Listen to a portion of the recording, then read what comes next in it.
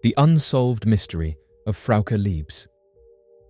The disappearance and subsequent events surrounding Frauke Liebs remains one of Germany's most haunting unsolved crimes.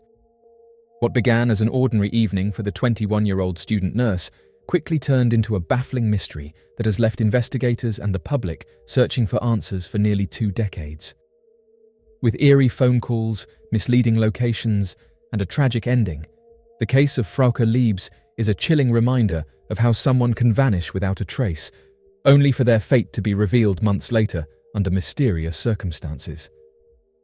On June 20, 2006, Frauke Liebs was last seen at a pub in Paderborn, where she was watching the FIFA World Cup match between England and Sweden with a friend.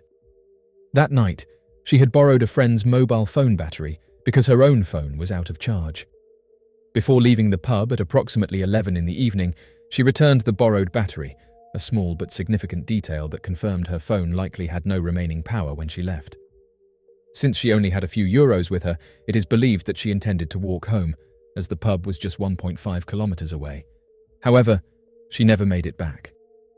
At 12:49, about 2 hours after leaving the pub, her housemate received a text message from her phone. The message was short and vague, stating that she would be home later. This message was puzzling because Frauke should have already arrived home by that time. More disturbing was the fact that police later determined the message had been sent from Nieheim, a small town 35 kilometers northeast of Paderborn, a completely unexpected location that raised more questions than answers. When Frauke failed to return home the next morning and did not show up for work, her mother reported her missing. While missing person cases are not uncommon, what made this case particularly strange were the 5 phone calls Frauke made to her housemate in the days that followed. These calls were all traced to different industrial areas in Paderborn, adding to the confusion. Each time, she reassured that she would come home soon, yet she never revealed her exact whereabouts or why she was unable to return. Her responses remained vague and evasive, offering no clear insight into her situation. The most unsettling phone call came on June 27, 2006, exactly 1 week after she disappeared. This time, Frauke's sister was present during the call and spoke with her. When asked directly whether she was being held captive, Frauke responded with a faint yes, immediately followed by a loud no. This disturbing contradiction was the last communication from Frauke. After that night, there were no more messages, no more calls, and no more clues about her fate. Months later, on October 4, 2006, a hunter discovered Frauke's skeletonized body in a forest near a state road. Her remains were found still dressed in the same clothing she had worn on the night of her disappearance, but her mobile phone, handbag, wallet, and wristwatch were missing. The condition of her remains made it impossible for forensic experts to determine her exact cause of death or when she had died. However, investigators suspected that she had likely been held captive for some time before passing away under unknown circumstances. Despite extensive investigations, police never determined a clear motive for Frauke's case. An analysis suggested that she had been held somewhere near Nieheim, possibly by someone who allowed her to make controlled phone calls as a form of manipulation or misdirection. The calls from industrial areas in Paderborn may have been deliberate diversion tactics to confuse investigators and delay any attempts to track her down. Authorities interviewed and investigated over 900 people connected to Frauke, yet no solid leads emerged. Initially, police identified 5 potential suspects, but each one was eventually cleared due to solid alibis. No one has ever been charged in connection with her disappearance. The lack of forensic evidence, combined with the carefully controlled nature of the phone calls, suggests that the person or people responsible knew how to evade law enforcement. What makes Frauke's case particularly disturbing is the psychological aspect of the phone calls. It is possible that the individual in question forced her to communicate in a way that would not reveal too much, keeping her loved ones hopeful, yet confused. The eerie yes and no exchange with her sister remains one of the most haunting details of the case, as it suggests she may have been trying to convey something under duress. There are many theories about what happened to Frauke during the week she was missing. Some believe that she may have willingly gone with someone she knew, only for the situation to escalate into something dangerous. Others think she was taken by a stranger, possibly someone who had planned to keep her captive. The location of her body, far from where she was last seen, implies that whoever took her knew the area well and may have deliberately chosen an isolated place to dispose of her remains. Despite continued public interest, Frauke's case remains unsolved. True crime enthusiasts and investigators continue to search for new information, hoping that advancements in forensic technology or a witness coming forward may finally shed light on what happened to her. The fact that she was able to make calls yet never provided any helpful details suggests that she may have been in fear for her life and possibly under the control of her captor at all times. Frauke Liebs's case is one of Germany's most baffling unsolved crimes. Her sudden disappearance, the bizarre phone calls, and the eventual discovery of her remains raise more questions than answers. The case is a grim reminder that even in modern times, people can vanish under mysterious circumstances, leaving behind only fragments of clues and unanswered questions. The mystery of Alistair Wilson. The case of Alistair Wilson remains one of Scotland's most baffling unsolved crimes, a case that has puzzled investigators for nearly 2 decades. On November 28, 2004, the 30-year-old banker was shot on the doorstep of his home in Nairn, Scotland, in what appeared to be a targeted attack. The circumstances surrounding the case were highly unusual, with an apparent lack of clear motive and a set of puzzling details that have led many to call it Scotland's most mysterious unsolved crime. Despite numerous investigations, appeals for information, and renewed efforts by Police Scotland, the case remains open, and Alistair Wilson's assassin has never been brought to justice. At around 7 on the evening of his expiration, Alistair Wilson was at home with his wife, Veronica Wilson, and their 2 young children. Their peaceful evening was interrupted by the doorbell ringing, and when Veronica answered the door, she found an unidentified man standing outside. The man was described as wearing a dark blue jacket, dark jeans, and a baseball cap. He asked for Alistair Wilson by name, prompting Veronica to call her husband to the door. When Wilson went to speak to the man, he was handed a small empty blue envelope with the name Paul written on it. Confused by this strange interaction, Wilson went back inside to speak to his wife. Moments later, he returned to the door to confront the man again, and almost immediately, 3 gunshots rang out. Veronica rushed to the door and found her husband collapsed, mortally wounded. He was rushed to the hospital, but passed away later that evening. From the very beginning, the case was highly unusual. The idea that someone would show up at Wilson's house, hand him a blue envelope, and then execute him moments later was deeply perplexing. There was no known reason why the banker would be targeted in such a way. He was a respected professional, a devoted family man, and had no known connections to criminal activity. The empty envelope only deepened the mystery, as it provided no clues about the individual's intent. Was it meant to intimidate Wilson, or was it a coded message? The police were left with very little to work with. In the years following Wilson's case, investigators launched one of the largest inquiries in Scotland's history. Despite extensive efforts, no clear suspects emerged, and the case went cold. For years, there was little movement, and Wilson's family was left without answers. However, in 2020, a new lead emerged when Wilson's son, Andrew, publicly appealed for information about his father's case. This led to a major revelation. The police finally disclosed the type of firearm used in the case. The weapon was a 1930s Haenel pocket pistol, an old and uncommon firearm. Investigators hoped that by revealing this information, someone with knowledge of the gun's history might come forward, helping them identify the shooter. Then, in April 2022, Police Scotland made another breakthrough when they suggested that a local planning dispute involving Wilson may have been the motive behind his case. At the time of his death, Wilson had been involved in a disagreement over a hotel decking area located opposite his home. Investigators speculated that angry customers or builders involved in the construction of the decking may have been responsible for what took place. However, despite this new angle, no arrests were made, and the case remained unsolved. In 2023, investigators took yet another step forward when they announced that they believed 2 people were involved in the case. They stated that one of the individuals was a local man with a history of drug-related offences, suggesting that Wilson's passing may have been linked to something more than just a planning dispute. Yet, despite this new development, authorities have not named the suspect publicly, and no one has been charged. The lack of a definitive motive and the strange sequence of events have left many speculating about what truly happened to Alistair Wilson. One of the most perplexing aspects of the case is the blue envelope. Why would they hand Wilson a seemingly meaningless document before shooting him? Was it a distraction meant to catch Wilson off guard? Or was it part of a larger message, one that only Wilson or the intended recipients would understand? These unanswered questions continue to haunt the case.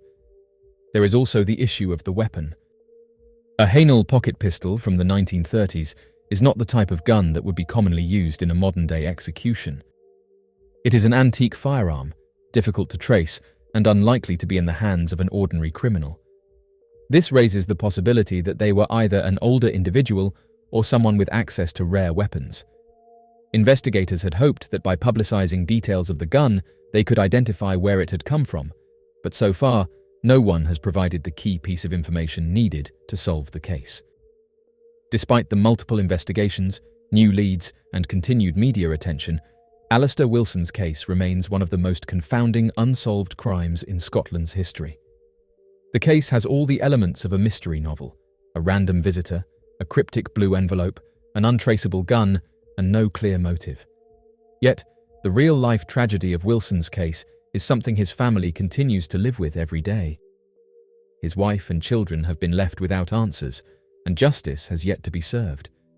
Even nearly 2 decades later, the mystery surrounding Wilson's death remains as puzzling as ever. The mystery of Conrad Haas.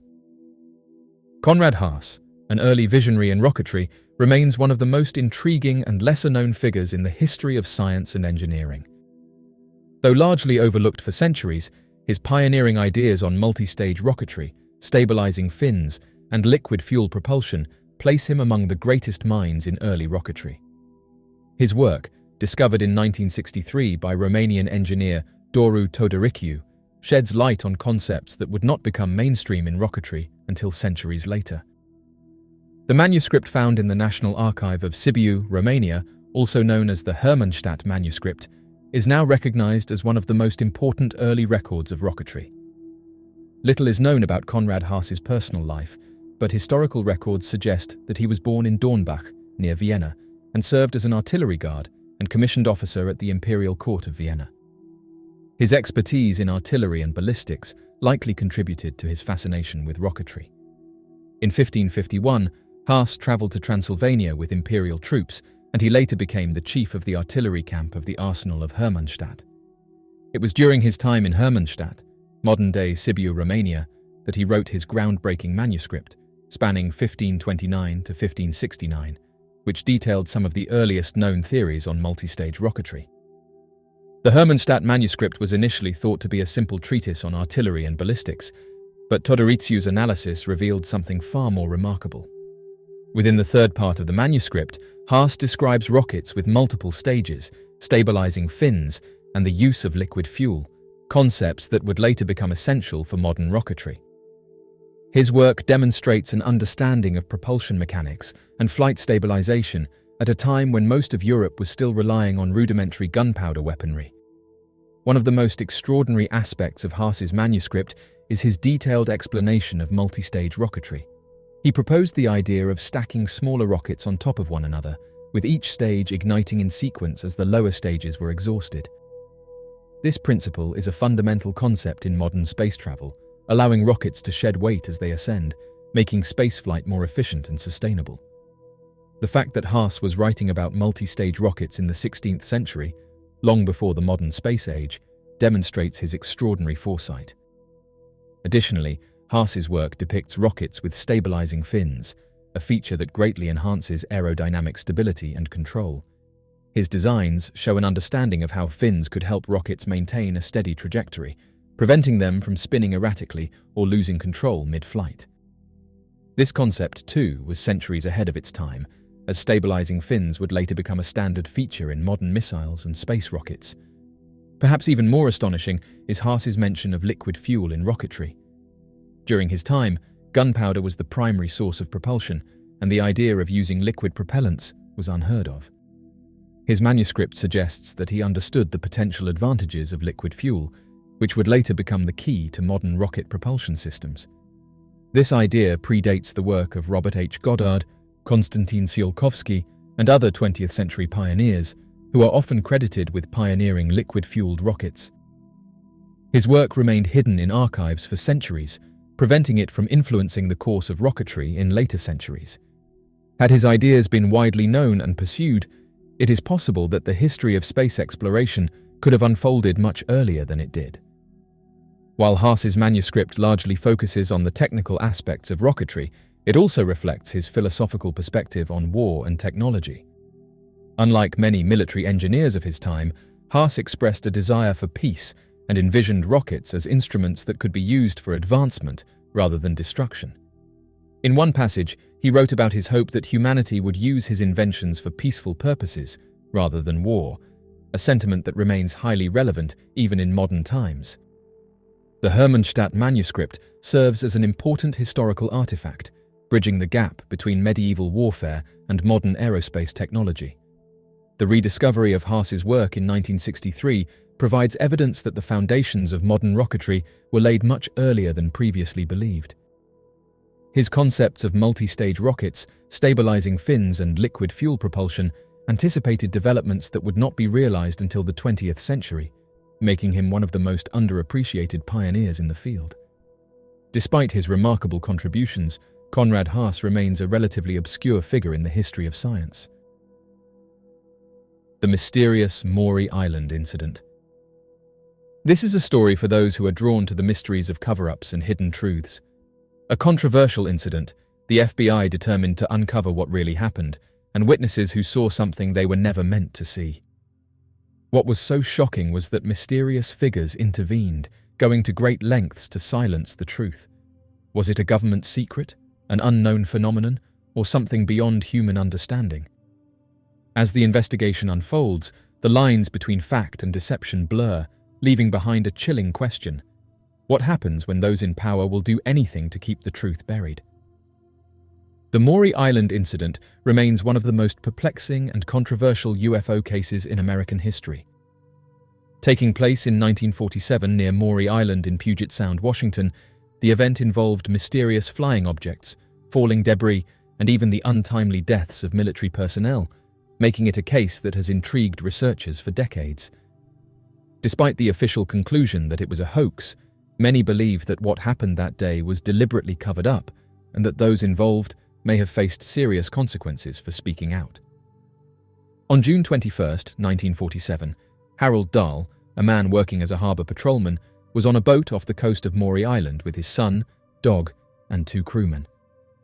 What was supposed to be a routine patrol quickly turned into a terrifying experience. In later interviews, Dahl described seeing 6 large, disc-shaped objects flying above his boat. The objects were silent, gliding across the sky at an altitude just above the water, and appeared to be operating in formation. As Dahl and his crew watched in awe, something shocking happened. One of the discs suddenly exploded, sending a strange metallic substance raining down from the sky. Large chunks of debris struck the boat, causing chaos among those on board. The metallic fragments severely burned Dahl's son, Christopher, and tragically took their dog's life. Fear and confusion took hold of the crew as they struggled to understand what they had just witnessed. Realizing the danger, the group acted on instinct. Steve Edmiston, a filmmaker who later made a short film about the incident, noted that the crew was so terrified that they immediately drove their 50-foot boat straight onto the nearest beach and took cover among the cliffs. The fact that these men, all accustomed to working on the water, would act in such a desperate and panicked manner suggests that whatever they witnessed was beyond anything they had ever seen before. Following the incident, Dahl was approached by a mysterious man dressed in black. The man, whom Dahl initially assumed to be a government official, made it clear that Dahl should never speak of what he had seen. His tone was threatening, and his message was clear: stay silent or face serious consequences. This encounter is now considered by some to be one of the earliest recorded instances of a man in black encounter, a phenomenon where unknown government or private operatives allegedly intimidate UFO witnesses. Despite the warning, Dahl chose to report the incident to his superior officer, Fred Chrisman. Chrisman, intrigued by the story, decided to investigate the area himself. Upon traveling to Maury Island, he claimed to have found pieces of debris still scattered around the site, confirming Dahl's account. What's more, Chrisman later claimed that while he was at the location, he too saw a UFO in the sky, adding more weight to Dahl's testimony. The case took an even more interesting turn when it caught the attention of Kenneth Arnold, a well-known pilot who had himself witnessed UFOs in Washington just days earlier. Arnold believed that Dahl and Chrisman's accounts could be linked to his own sightings, so he decided to launch his own investigation. Arnold first contacted E.J. Smith, a commercial airline pilot who had also reported seeing unidentified flying objects in the region. However, Smith's testimony did not provide new insights, leaving Arnold at a dead end. He then reached out to Lieutenant Frank Brown, a military intelligence officer based in California, for further assistance. Brown, accompanied by Captain William Davidson, traveled to Washington to interview Dahl and Chrisman. During their visit, they collected samples of the debris that was still on the beach. The material was analyzed and initially dismissed as ordinary aluminum, casting doubt on the authenticity of the claims. However, things took a bizarre and tragic turn shortly afterward. On August 1, 1947, while Brown and Davidson were returning to California, their military transport plane mysteriously crashed near Kelso, Washington. Both men lost their lives in the crash, making them the first U.S. military personnel to lose their lives in connection with a UFO investigation. The circumstances surrounding the crash remain murky, and many believe that the two officers knew too much about the Maury Island incident. The sudden deaths of Brown and Davidson attracted the attention of the FBI, which launched an official investigation into the matter. The investigation, however, was conducted behind closed doors, and its findings were never fully disclosed to the public. Officially, the FBI concluded that Dahl and Chrisman had fabricated their story, dismissing the entire incident as a hoax. Despite this conclusion, many researchers have remained skeptical. Why would two experienced military officers risk their careers to investigate a hoax? Why did their plane suddenly crash after gathering debris from the site? These unanswered questions have led many to believe that there was more to the story than the government admitted. Adding to the mystery, those close to Dahl claimed that whenever government officials questioned him, he would suddenly retract his story, insisting that it had all been a fabrication. Some believe that this was a forced recantation, as Dahl may have feared for his safety or the safety of his family.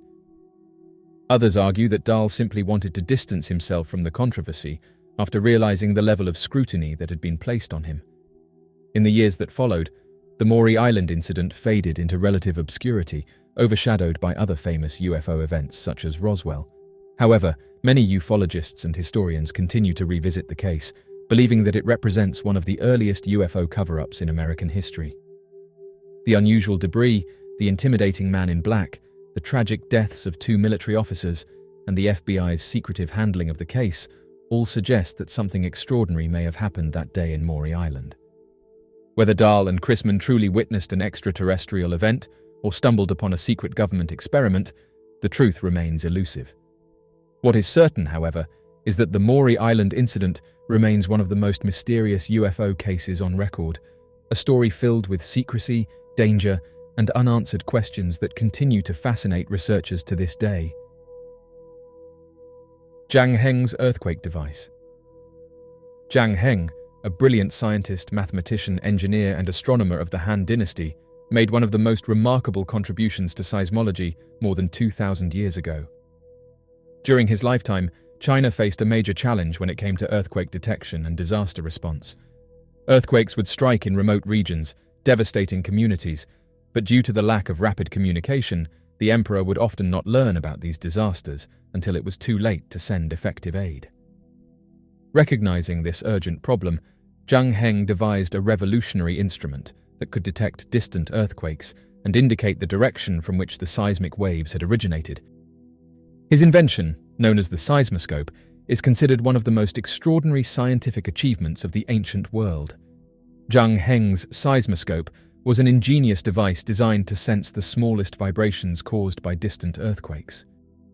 Unlike modern seismometers, which rely on complex electronics and digital data, his device used a mechanical system to determine the direction of an earthquake's origin. The seismoscope was shaped like a large bronze vessel, standing about 6 feet tall, resembling an oversized wine jar. Inside this vessel, a suspended pendulum acted as a sensitive detector of ground motion. The external surface of the seismoscope was adorned with 8 dragon heads, each positioned to represent a different cardinal and intercardinal direction. Below each dragon was a bronze toad, waiting with its mouth open. The mechanism worked in a fascinating manner. When an earthquake occurred, the ground motion would cause the pendulum inside the vessel to shift, activating a release mechanism that triggered the corresponding dragon head in the direction of the seismic wave. The dragon's mouth would then release a bronze ball, which would drop into the open mouth of the toad positioned beneath it. The impact of the ball striking the toad produced a distinctive sound, allowing observers to determine which direction the earthquake had come from. This simple yet effective system provided the first recorded instance of earthquake detection without direct human observation. Though Zhang Heng's invention was groundbreaking, its legitimacy was initially questioned. His seismoscope was built, but he passed away 7 years before its first recorded use. Despite his absence, history records a moment of validation for the device. One day, as the emperor and his court were attending to their duties, they noticed that the seismoscope had activated, with one of the dragon heads releasing a bronze ball. At the time, there was no noticeable earthquake felt in the capital, leading to confusion and skepticism about whether the device was functioning correctly. However, several weeks later, a messenger arrived from a remote region, reporting that an earthquake had struck the exact area indicated by Zhang Heng's invention. This event confirmed the effectiveness of the seismoscope, and from that moment forward, it was regarded as a critical tool for early earthquake detection. The implications of Zhang Heng's work were profound. His seismoscope represented an early understanding of seismic wave propagation, a concept that modern scientists would not fully develop until centuries later. By recognizing that earthquakes send vibrations through the ground, Zhang Heng pioneered a system that was capable of detecting these movements over vast distances. His contributions to earthquake monitoring proved that ancient civilizations were not only aware of natural disasters, but actively sought ways to predict and respond to them. Although Zhang Heng's device was highly regarded in ancient China, it was eventually lost to history. The knowledge of its construction and use faded over time, and no surviving original models have been found. However, 20th century archaeological excavations uncovered references to the device, prompting modern scientists to recreate it based on historical descriptions. When the replica was built, researchers discovered that the mechanism functioned remarkably well, demonstrating that Zhang Heng's understanding of seismic activity was incredibly advanced for his time. Modern seismometers, the devices used today to measure the intensity, direction, and duration of earthquakes, operate on principles that mirror those outlined by Zhang Heng's seismoscope. While today's technology relies on electronic sensors and digital analysis, the fundamental idea remains the same: detect ground movements and identify the source of the disturbance. This connection between ancient and modern seismology is a testament to the brilliance of Zhang Heng's invention, and serves as proof that early civilizations possessed a far greater understanding of the natural world than they are often credited for. Zhang Heng was not just an inventor, he was a visionary who understood the importance of practical science. His ability to combine engineering, physics, and innovation allowed him to solve real-world problems that affected the well-being of an entire empire. His seismoscope was more than a scientific achievement. It was a life-saving tool that provided crucial early warnings about natural disasters, allowing authorities to respond more effectively to crises. Even today, as modern seismologists develop increasingly sophisticated earthquake prediction models, Zhang Heng's work remains a source of inspiration. His seismoscope reminds us that human curiosity and ingenuity are timeless qualities, spanning across generations and cultures. The fact that an instrument designed over 2,000 years ago still holds relevance in the study of earthquakes is a testament to how advanced and insightful his work truly was. Zhang Heng's earthquake detector is an example of how ancient civilizations were capable of extraordinary scientific advancements. His work laid the foundation for future generations of earthquake researchers, and while much of his knowledge was forgotten for centuries, its rediscovery in the modern era has allowed us to appreciate his genius once again. The ancient Chinese dynasties were home to some of the most forward-thinking inventors in history, and Zhang Heng stands as one of their greatest minds. The legacy of Zhang Heng's seismoscope continues to influence the scientific world. It proves that brilliant ideas can withstand the test of time, waiting to be rediscovered and recognized for their true significance. In the modern world, where earthquakes remain one of nature's most devastating forces, his work remains a symbol of human ingenuity, resilience, and the unending quest to understand the world around us. The Great Pyramid of Giza's 100-foot-long chamber. Researchers from the Scans Pyramids project recently revealed the discovery of an internal void within the Great Pyramid of Giza, also referred to as the Pyramid of Khufu. This remarkable finding, made possible through the use of tomography, uncovers a previously unknown chamber that stretches over 100 feet in length. Notably, this is the first newly found chamber within the pyramid since the 19th century. Originally, the team's objective was to analyze construction methods and gain insights into the inaccessible internal structures of the pyramid.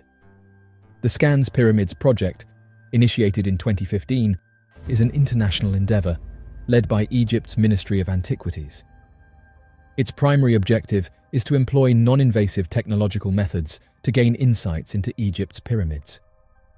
The ancient Egyptian pharaoh Khufu constructed the Great Pyramid on the Giza Plateau during the 4th dynasty. This monumental structure is among the oldest and largest on Earth. However, the construction techniques employed in its creation remain a subject of ongoing debate, with no widely agreed upon consensus. Researchers have made an interesting discovery by utilizing 3 different muon detection technologies. The chamber was found, and its existence was confirmed by 3 separate analysis teams. This discovery is particularly significant as it is the first of its kind, despite the presence of documents dating as far back as 2013 at the construction site. Muons, as reported by National Geographic, continuously bombard the Earth, originating from collisions between cosmic rays and the Earth's upper atmosphere. While they are imperceptible to the human eye, scientists have the ability to detect them using films and specialized detectors that track their 3-dimensional trajectories. Muons have a higher permeability in empty space compared to denser materials, thus positioning multiple muon detectors around a structure enables scientists to create a map distinguishing between solid and empty sections of the structure. Muon tomography, despite its capabilities, is incapable of detecting small air shafts. The density analysis of the pyramid structure using muon observation took several months to gather sufficient data. Through analyzing the cross-section and dimensions of the empty space, researchers have determined that it is a significant feature within the pyramid, exhibiting similar muon data patterns as the Grand Gallery. This finding strongly suggests that the void was intentionally left vacant, although the contents, purpose and potential existence of other similar spaces remain uncertain. It is worth noting that the presence of a chamber is remarkable, given that most pyramids consist predominantly of solid rock. According to the article in Nature, the chamber referred to as the Scan Pyramid's Big Void was initially detected using nuclear emulsion films within the Queen's chamber. This observation was later verified by scintillator hodoscopes, positioned in the same chamber, and further confirmed by gas detectors placed outside the pyramid. Pyramids present a challenge when it comes to exploration due to the diverse construction methods employed by different dynasties. The variations in materials and designs necessitate careful investigation. At present, it remains uncertain if researchers will be granted permission to explore the recently found void, as Egypt has implemented stringent regulations on pyramid exploration due to extensive looting during the 19th and 20th centuries. The Great Pyramid of Giza, one of the most iconic and mysterious structures in the world, is a marvel of ancient architecture. Built during the Old Kingdom of Egypt, this impressive pyramid continues to fascinate researchers and visitors alike. The Great Pyramid, also known as the Pyramid of Khufu or the Pyramid of Cheops, was constructed around 4,500 years ago as a burial monument for Pharaoh Khufu. The pyramid stands on the Giza Plateau near Cairo, Egypt, and was the tallest man-made structure in the world for over 3,800 years. The exact number of stone blocks used to build the Great Pyramid is a subject of debate among scholars. Various estimates have been proposed based on different assumptions and calculations. It is important to note that the pyramid's construction methods and techniques have been the subject of extensive research, but many details remain uncertain. One estimate suggests that the Great Pyramid consists of approximately 2.3 million stone blocks. This figure is derived from the average weight of the individual blocks and the estimated volume of the pyramid. The majority of these blocks are limestone, quarried from nearby sources. Some of the larger blocks used in the pyramid's construction weigh several tons. However, other estimates propose different figures. Some researchers argue that the number of stone blocks may be higher, reaching around 2.5 million or even more. This discrepancy arises due to variations in the size of the blocks, the complexity of the pyramid's internal structure, and the challenges in accurately measuring and counting the blocks. The construction techniques employed by the ancient Egyptians played a crucial role in the building of the pyramid. Although new evidence is being presented about how the pyramids were constructed, as of right now, scientists have said that the blocks were carefully cut and shaped, then transported to the construction site using sledges, ramps, and possibly a system of levers and pulleys. The blocks were then meticulously arranged in a precise pattern, with the outer layers meticulously aligned to create the smooth pyramid shape. While the exact number of stone blocks remains uncertain, what is clear is the immense effort and skill that went into constructing the Great Pyramid. It stands as a testament to the advanced engineering and architectural capabilities of the ancient Egyptians. The precision with which the blocks were cut and positioned, as well as the sheer size and scale of the pyramid, demonstrate the ingenuity and planning involved in its construction. The Great Pyramid continues to captivate the imagination of people worldwide. Its monumental size, mysterious inner chambers, and the intricate construction techniques used are a testament to the ancient Egyptians' engineering prowess. The pyramid serves as a reminder of the remarkable achievements of this ancient civilization and their deep understanding of mathematics, astronomy, and architecture. As of right now, the exact number of stone blocks used in the construction of the Great Pyramid of Giza remains a topic of speculation and debate among researchers. Estimates range from around 2.3 million to higher figures, reflecting variations in size, complexity, and measurement methods. Regardless of the precise number, the Great Pyramid stands as a remarkable feat of human engineering and a symbol of ancient Egypt's rich cultural heritage. Its enduring mystery and grandeur continue to inspire awe and admiration, inviting us to explore and appreciate the remarkable achievements of our ancestors. Serapeum of Saqqara. The Serapeum of Saqqara, discovered in 1850, has sparked ongoing speculation and curiosity. Despite numerous theories, there is still no definitive explanation for how and why the 24 massive sarcophagi were transported to the site and meticulously placed in their designated slots. While the prevailing notion proposes that the location served as a burial ground for Apis bulls, there are several aspects that challenge this belief. The dimensions of the boxes are larger than the dimensions of the bulls. Similarly, why was this not done for the pharaohs, who were laid to rest in cramped coffins that barely accommodated their bodies? Additionally, why were the sarcophagi in the Serapeum constructed using granite instead of the easier-to-handle limestone? People who are knowledgeable about the subject often dismiss the idea that the Serapeum was used for ceremonial burials, especially in the Grand Gallery where the large coffins are found. However, if that is not the case, then what purpose did it serve? This is a question that has perplexed Egyptologists, and so far they have not found a credible alternative theory. Since its exploration in 1850, the Serapeum of Saqqara has perplexed archaeologists and scholars, sparking discussions regarding the purpose and significance of the discovered tunnels. This remarkable historical complex houses 24 colossal stone structures, commonly referred to as boxes. These impressive artifacts weigh an astonishing 70 to 100 tons each, and serve as a testament to the advanced knowledge in fields like geometry and mathematics possessed by the ancient Egyptians. A component of the megalithic boxes, the 30-ton covers were constructed from identical stone blocks.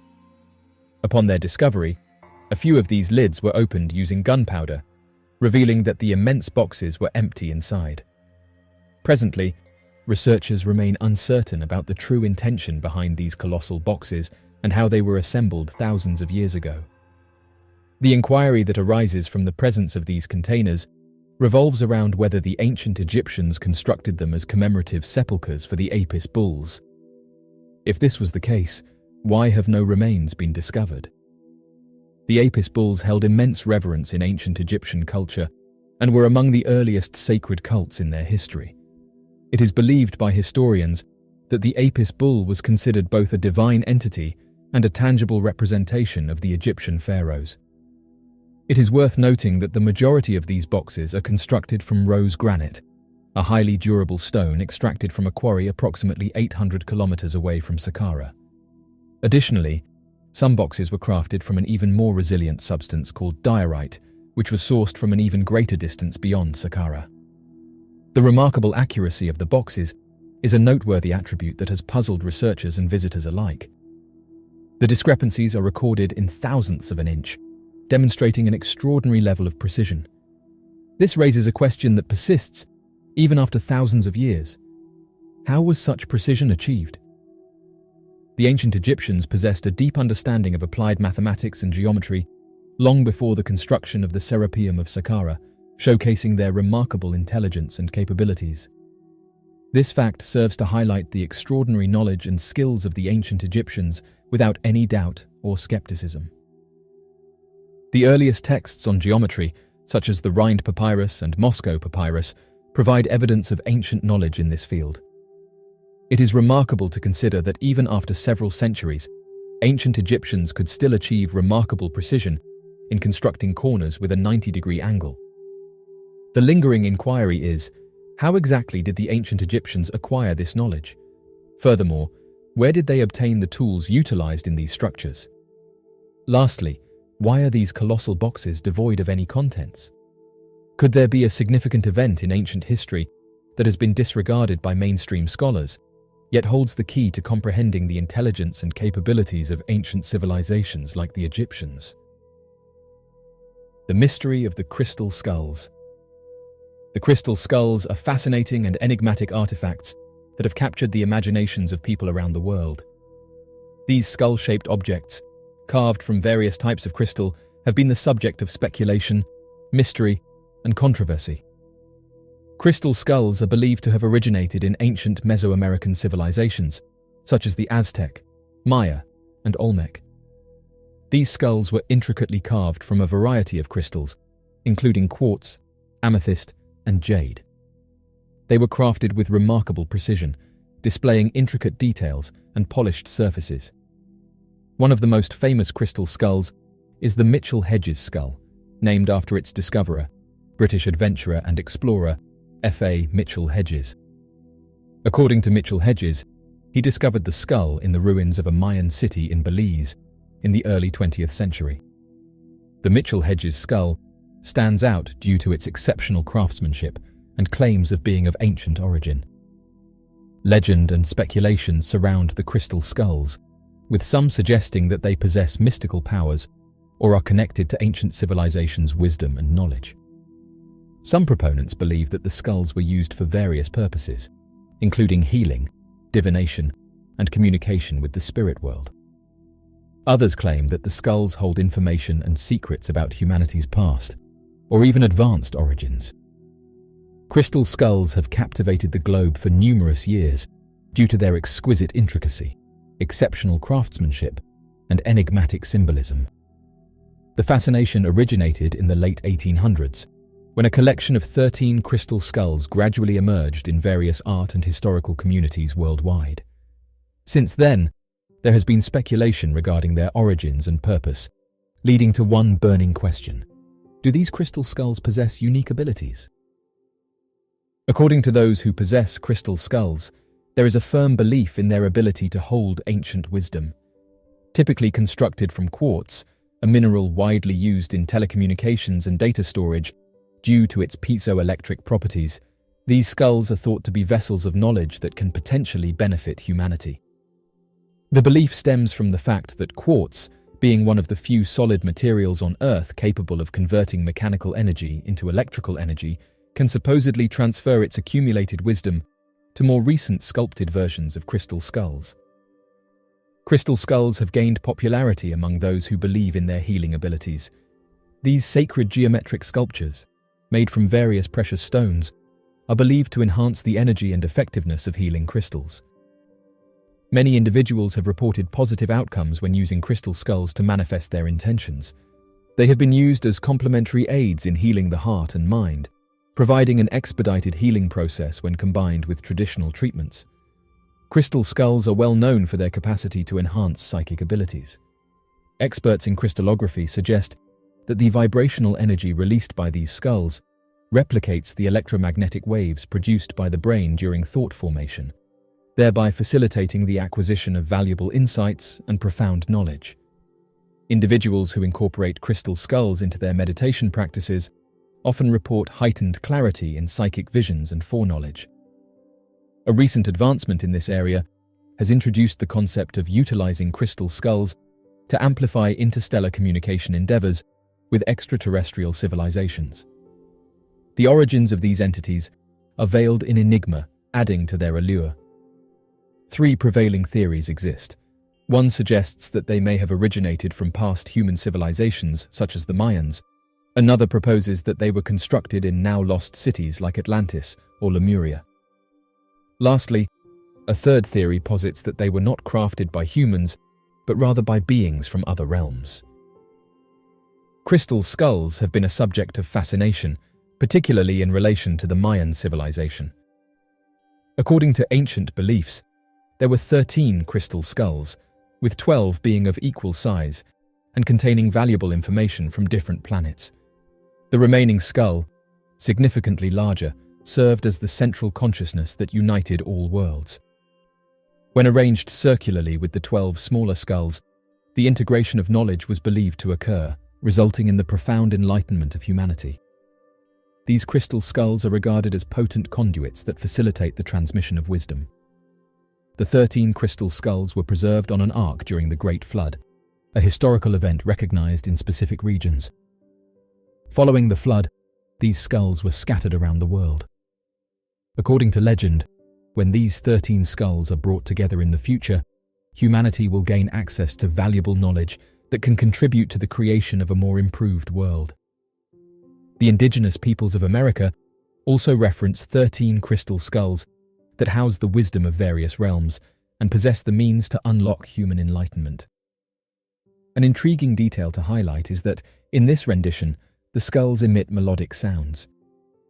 These enchanting and enigmatic tones have the power to mesmerize anyone who hears them, promoting positivity, happiness, and serenity. It remains uncertain as to the exact whereabouts of the skulls, but there has been significant speculation indicating that at least a portion of them may have been discovered.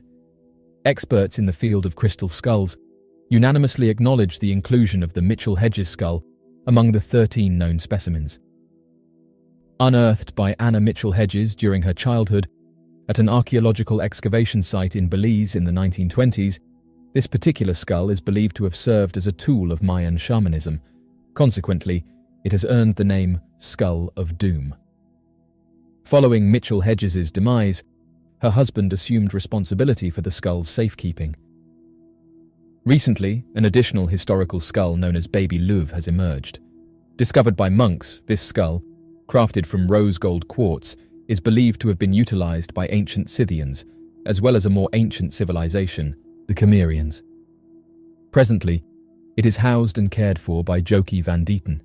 The British Museum located in London possesses a life-size crystal skull that seems to have been carved from a single substantial chunk of transparent quartz. The museum acquired it from Tiffany & Company in 1897. Prior to this, the skull was owned by a Spanish officer who had served in Mexico before the French occupation took place. In 1992, the Smithsonian Institution received an enigmatic package consisting of a sizable milky white quartz crystal skull. Accompanying the skull was a note indicating that it had been acquired in Mexico during the 1960s. The donation, given anonymously, continues to mystify and remains unsolved. In Europe, museums in Paris showcase smaller and less advanced crystal skulls. The United Nations invited the Mayan Council of Elders in 2012 to address the topic of the Mayan calendar's end on December 12, 2012, which some believed would signify the apocalypse. During their presentation, they discussed the significance of elevating human consciousness as a means of achieving global peace and initiating a fresh start. They emphasized the pivotal role played by crystal skulls in facilitating this transformation. In his discourse, Don Alejandro Cirillo Pérez Oxlage, an esteemed elder, responds to individuals who express apprehension about the symbolism associated with skulls. He asserts that the significance of crystal skulls is not linked to the afterlife, but rather represents the enduring nature of certain elements amidst constant change. Just as the physical appearance of crystal skulls has been preserved over time, so too has the wisdom passed down from one generation to another. Don Alejandro emphasizes the importance of safeguarding our inherited knowledge from the past and utilizing it to improve our future. Don Pedro Pablo Chukpech discussed the significance of discovering inner tranquility. The initial step towards establishing harmony in our external surroundings starts with attaining peace within ourselves. One way to achieve this is through crystal skull meditation, which enables us to delve into deeper levels of understanding and ultimately experience profound serenity. Hunbat's Men, a Mayan day keeper, proposes that it would be beneficial for humanity if each individual possessed their own crystal skull that they could establish a connection with on a regular basis. This practice would serve to awaken their dormant memories and facilitate the accumulation of new ones, enabling them to glean valuable lessons from past errors. The mysterious legend of the crystal skulls has captivated the imaginations of many, leading it to become a prominent element in popular culture. Interestingly, some have suggested that the crystal skulls hold important information about our past, and just recently, a scientist came forward and said that data storage in crystal quartz will change everything. Hitachi has recently introduced a groundbreaking technology in the form of a quartz glass sheet, which has caught the attention of many tech companies. This innovative storage device shows the potential to preserve data for an astonishing 300 million years.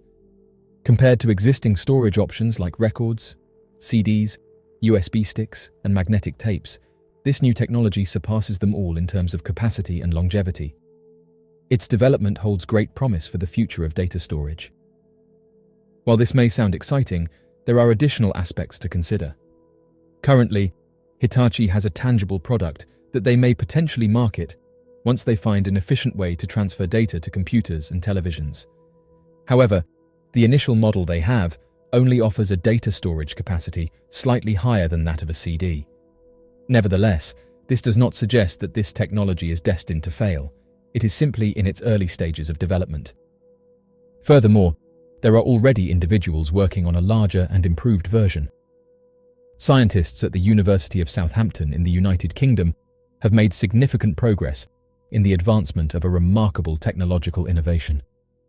The concept of ancient crystal skulls and the belief that they possess a treasury of knowledge is widely known. Throughout history, there have been claims that these crystal skulls hold ancient wisdom, potentially originating from the era of Atlantis or beyond. Heat anomaly found in the Great Pyramid. Egyptian officials in charge of antiquities have reported that a group of architects and scientists from different countries have discovered thermal anomalies within the pyramids of Giza. Thermal imaging cameras have identified elevated temperatures in 3 neighboring stones located at the base of the Great Pyramid. According to experts, potential factors contributing to this phenomenon include vacant spaces within the pyramid, airflow within the structure, or variations in construction materials. Experts are currently conducting a search for concealed chambers inside the pyramids. The burial sites of the Egyptian rulers Khufu, Khafre, and Menkaure were constructed during the 4th dynasty. Different materials, such as air and rock, have varying abilities to retain heat. These variations in heat retention, known as thermal anomalies, can potentially indicate the presence of empty spaces beneath the surface. This could suggest the existence of cracks, cavities in the rock, or perhaps even hidden passages or tombs, which is quite intriguing. According to Antiquities Minister Mamdouh El Damati, thermal scanning showed numerous temperature variations throughout the pyramids. However, a remarkable anomaly was discovered at ground level on the eastern side of the Khufu pyramid. The anomaly stood out among the temperature changes detected. Eldamity mentioned the presence of a narrow pathway on the ground leading towards the base of the pyramid, which eventually leads to an area with a distinct temperature. This raises curiosity about what lies beyond this pathway. Even though each individual block comprising the pyramids exhibits slight variations in temperature, the researchers were able to identify and study multiple consistent irregularities by closely monitoring the rate of heating and cooling. Despite the temperature variation typically ranging from 0.1 to 0.5 degrees Celsius among neighboring limestone blocks, the Great Pyramid exhibited a remarkable anomaly. It was observed to be 6 degrees warmer than the surrounding bricks, as evident from the provided thermal scans. The study, known as Operation Scan Pyramids, will extend until the conclusion of 2016, and thermal scanning marks the initial phase of the project. The researchers have future plans to employ infrared technology for the purpose of surveying the 3 pyramids. Additionally, they aim to utilize radiographic muons, a type of cosmic particle, along with 3D reconstruction techniques, in an attempt to map and reveal the hidden mysteries residing within the pyramids. Egyptologists are anticipating that their findings will provide further insights into the ancient structures and the individuals responsible for constructing them approximately 4,500 years ago. According to Egyptologist Beth Ann Judas, this anomaly has the potential to provide further insights into the construction methods employed by the Egyptians of the 4th dynasty. The ongoing discoveries in recent years have already deepened our understanding of the laborers and officials associated with the pyramids, and this particular finding adds to our knowledge in that regard. The Great Pyramid of Giza is one of the most iconic and enigmatic structures in the world. Built over 4,500 years ago, it has fascinated archaeologists, historians, and explorers for centuries. While much has been discovered about the pyramid's interior, there are still unexplored areas and voids that continue to intrigue and spark speculation. The Great Pyramid is known for its complex internal structure, consisting of various chambers and passages.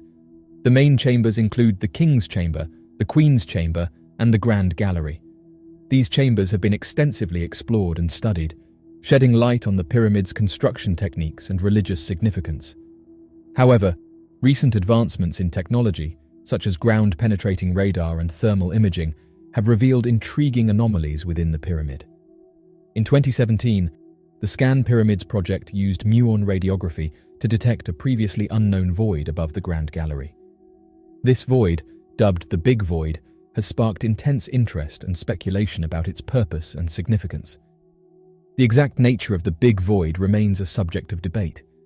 Some theories propose that it could be a hidden chamber or an architectural feature intended to reduce the weight of the structure. Others suggest that it could have served a ceremonial or symbolic purpose. However, without further exploration, the true nature of the Big Void remains a mystery.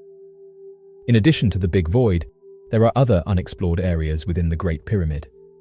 For instance, there are narrow shafts within the pyramid's structure, known as the Queen's Chamber shafts and the King's Chamber shafts.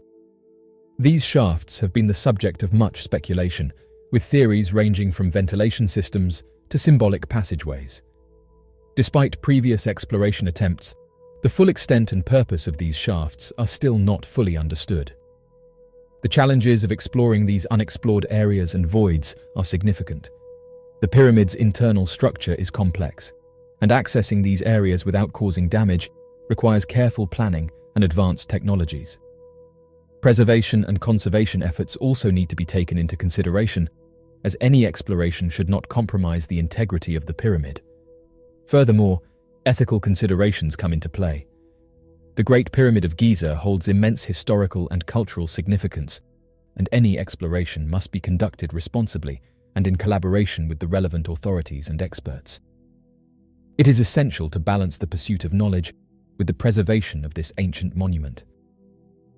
Exploring the uncharted areas and voids of the Great Pyramid could potentially yield significant insights into ancient Egyptian civilization, their architectural techniques, and the purpose of these hidden spaces. It could shed light on the beliefs, rituals, and cultural practices of the time. Additionally, it may provide valuable information about the construction methods employed and the engineering prowess of the ancient Egyptians. As of right now, scientists and archaeologists have said that the unexplored areas and voids within the Great Pyramid of Giza continue to captivate the imagination and curiosity of researchers and enthusiasts.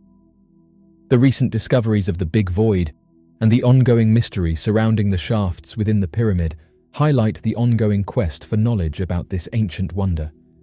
The exploration of these uncharted spaces poses both technical and ethical challenges, but with careful planning and collaboration, it holds the potential to unlock new insights into ancient Egyptian civilization and the secrets of the pyramid's construction. It is through responsible exploration and preservation that we can continue to unravel the mysteries of the Great Pyramid of Giza and gain a deeper understanding of our shared human history.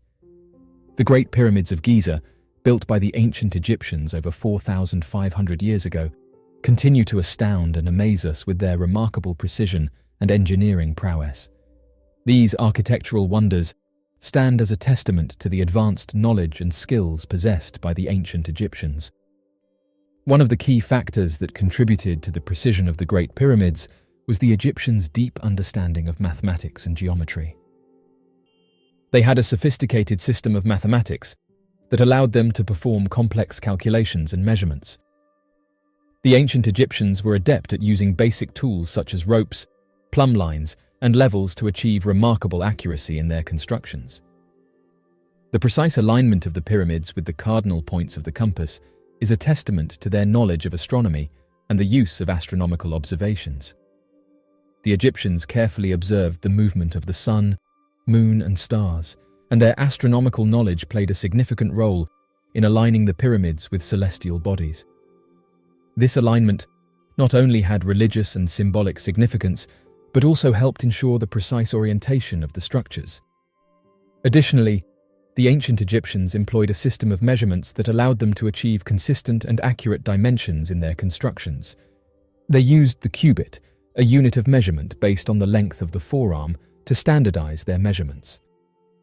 The cubit was divided into smaller units, such as the palm and the digit, which allowed for precise calculations and proportional relationships in their architectural designs. The Egyptians also utilized sophisticated surveying techniques to ensure the precise leveling and alignment of the pyramid's base. Some researchers have suggested that they employed a method known as the rope stretchers technique, where surveyors used ropes and sighting poles to establish straight lines and right angles. This technique allowed them to create a level and symmetrical foundation for the pyramids. However, many scholars have said that the exact technique of construction remains a mystery. Furthermore, the Egyptians displayed remarkable organizational skills and coordination in their construction projects. The construction of the pyramids involved a massive workforce, including skilled architects, engineers, and laborers. The project required careful planning and coordination to ensure the smooth execution of various tasks. The precise organization of the labor force and the clear division of responsibilities contributed to the overall precision of the construction. The use of ramps and ingenious engineering techniques also played a crucial role in achieving the precision of the pyramids. The Egyptians built enormous ramps to transport heavy stone blocks to higher levels during construction. They employed a system of levers and pulleys to lift and position the stones accurately. The ability to manipulate and control these massive stone blocks with such precision demonstrates the Egyptians' engineering ingenuity. It is worth noting that the construction of the pyramids was not a single event, but rather a culmination of architectural knowledge and experience gained over generations. The Egyptians continuously refined their techniques and learned from previous constructions, resulting in increasingly precise and sophisticated structures. No burial chambers found inside the Step Pyramid of Edfu. Archaeologists conducting research in the vicinity of the historic town of Edfu, located in southern Egypt, have recently discovered a stepped pyramid that can be traced back approximately 4,600 years. This makes it older than the renowned Great Pyramid of Giza by at least a few decades. The Step Pyramid, originally reaching a height of 43 feet or 13 meters, is among 7 provincial pyramids constructed by either Pharaoh Huni or Snefru. Over the years, the stone blocks of the Step Pyramid were plundered, and the structure has suffered from weathering, resulting in its current height of approximately 16 feet. Scattered throughout central and southern Egypt, the provincial pyramids are located near major settlements, have no internal chambers, and were not intended for burial. 6 of the 7 pyramids have almost identical dimensions, including the newly uncovered one at Edfu, which is about 60 by 61 feet. The reason behind the existence of these 7 pyramids remains unknown, sparking curiosity among scholars. These structures could have potentially served as symbolic landmarks that honored the royal cult, emphasizing the king's authority in the regions situated to the south. Gregory Marraward, a research associate at the Oriental Institute of the University of Chicago, who spearheaded the excavation at the Edfu Pyramid, expressed astonishment at the remarkable similarities between different pyramids. He noted that there is undoubtedly a shared blueprint among them. On the eastern side of the recently revealed pyramid, Marraward's team discovered remnants of a structure believed to have been used for making food offerings. This finding is significant in unraveling the purpose of such pyramids, as it offers insight into their functions. The research team also discovered ancient writings carved into the exterior surfaces of the pyramid. These inscriptions were discovered alongside burial sites near the base of the pyramid. The scholars believe that the inscriptions and burials occurred long after the construction of the pyramid, and that the original purpose of the structure was not for burial. The Society for the Study of Egyptian Antiquities recently organized a symposium in Toronto where the preliminary findings of the excavation were shared. In the study, it was mentioned by Marraward that although the pyramid at Edfu was known by scholars, it had never undergone excavation until his team initiated the work in 2010. The team discovered that the pyramid was concealed beneath a considerable amount of sand, modern debris, and remnants from the looting of its blocks. During the initial observation, it was not immediately recognizable as a pyramid, as stated by the individual. In fact, some residents from a neighboring village speculated that the structure might be the final resting place of a sheikh, a revered figure. However, as the team began the process of clearing the monument, the true nature of the ancient pyramid became apparent. The remarkable transformation is captured in the accompanying photographs, showcasing one of the 7 wonders of the ancient world. Built of sandstone blocks and clay mortar, it had been constructed in the form of a 3-step pyramid. A core of blocks rises up vertically, with 2 layers of blocks beside it, on top of each other. This made the pyramid look like it had 3 steps. The style is similar to that of a step pyramid built by Djoser, the pharaoh who constructed Egypt's first pyramid at the beginning of the 3rd ancient Egyptian dynasty. The technique is close to that used at the Meidum pyramid, which was built by either Snefru or Huni, and started out as a step pyramid before being turned into a true pyramid. According to Marraward's study, the construction of the pyramid demonstrates a meticulous attention to detail and a high level of skill in working with stone, particularly when it came to aligning the larger blocks. Marraward also mentioned that the pyramid was built directly on the natural rock foundation and utilized local materials throughout the entire construction process. In 2011, a quarry containing the sandstone used for the pyramid was discovered, located just 800 meters north of the pyramid itself. The expansion of a contemporary burial ground and community presents a threat to the recently revealed pyramid. To mitigate the risk of additional theft, a barrier has been erected around the monument, with support from the American Research Center in Egypt and the National Endowment for the Humanities providing financial aid. While excavating the pyramid, the team made an intriguing discovery. Intricate carvings adorned the outer sides. These carvings depict various symbols, such as a book scroll, a seated figure, a quadruped creature, a plant leaf, and a bird, all rendered in hieroglyphic form. Marraward explained that inscriptions found near the pyramid's base are predominantly personal and hastily made. Marraward mentioned that his team plans to release further information regarding these burials and accompanying images at a later time. The researchers discovered that around the period of Khufu's rule, the pyramid in Edfu had already been deserted and people had stopped making offerings. This happened within just 5 decades of its construction. It's not known why Imhotep decided to change the shape of the pyramid. The pyramids, which are well-known structures from ancient Egypt, continue to captivate people today. These impressive monuments, built in honor of Egyptian kings, have become symbolic of the country, even though other civilizations like the Chinese and Mayans also constructed pyramids. The origins and development of the pyramid design have been the subject of extensive discussion and analysis over the years. However, it is undeniable that in the context of Egypt, this architectural form began with the step pyramid of Djoser in Saqqara, created by a talented architect. The step pyramid has undergone extensive examination and research in the past century, revealing a complex construction process with several stages and a few initial setbacks. Imhotep initially began constructing a straightforward mastaba tomb, with the tallest mastaba reaching a height of 20 feet. However, Imhotep later chose to increase the height. Investigations have indicated that the pyramid initially took the form of a square mastaba, deviating from the typical rectangular shape before being altered to its final rectangular form. The reasoning behind Imhotep's decision to deviate from the traditional rectangular mastaba shape remains uncertain, but it is possible that he had envisioned a pyramid with a square base from the beginning. The initial mastabas were adorned with inscriptions and engravings depicting reeds, and Imhotep aimed to uphold this tradition. His grand mastaba pyramid would incorporate similar intricate details and symbolic significance as the earlier, smaller tombs. However, the difference was that these features would be carved from stone rather than made from dried mud. Historian Mark van der Meeroop discusses this. Imhotep utilized stone to replicate previous structures that were initially built using different materials. The outer wall of the enclosure featured niches resembling those found in mud brick tombs, while the columns imitated bundles of reed and papyrus. Additionally, stone cylinders strategically placed at the doorways represented rolled-up reed screens.